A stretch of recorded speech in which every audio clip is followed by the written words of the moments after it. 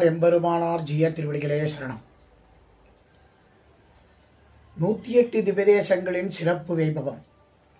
முதலில் ஸ்ரீரங்கம் நம்பெருமாளை பற்றி பார்ப்போம்.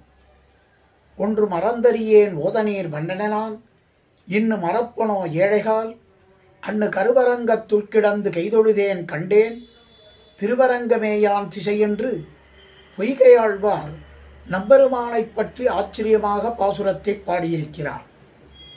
இந்த பாசுரத்தில் உலக மக்களை பார்த்து உலகப் பொருட்களில் சிக்கித் தடுமாறும் குறைந்த அறிவுடையவர்களே, முன்னொரு காலத்தில் தாயின் கர்ப்பத்தில் இருக்கும் போதே திருவரங்கச் செல்வனின் இயல்புகளையெல்லாம் அப்பெருமானின் அருளால் அறிந்து கைகூப்பித் தொழும்பேறு பெற்று கடல் நீர் போல் குளிர்ந்த அப்பெருமானை கணநேரமும் மறவாது இருந்து யான் அவன் அருளால் அறிவித்தெளிவை பெற்ற இப்போது அப்பெருமாளை எப்படி மறப்பேன் என்கிறார்.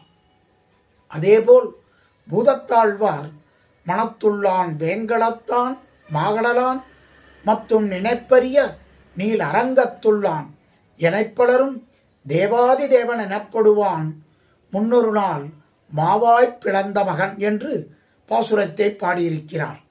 அதாவது எத்தனையோ பெருமக்களால் தேவர்களுக்கும் தேவனாக கூறப்படுவனும் பார்க்கடலில் பள்ளி கொண்டவனும் கண்ணனாக அவதரித்த போது குதிரை வடிவில் கொண்டு வந்த கேசி என்ற அசுரனின் வாயை கிழித்த சிறுவனும், மேலும் அர்ச்ச வடிவில் நினைப்பதற்கு இயலாத இனிமைமிக்க திருவரங்கத்தில் திருவேங்கடத்திலும் விளங்குபவனும் ஆகிய எம்பெருமான் தற்போது என் மனதில் நிலையாக வாழ்கிறான் என்கிறார்.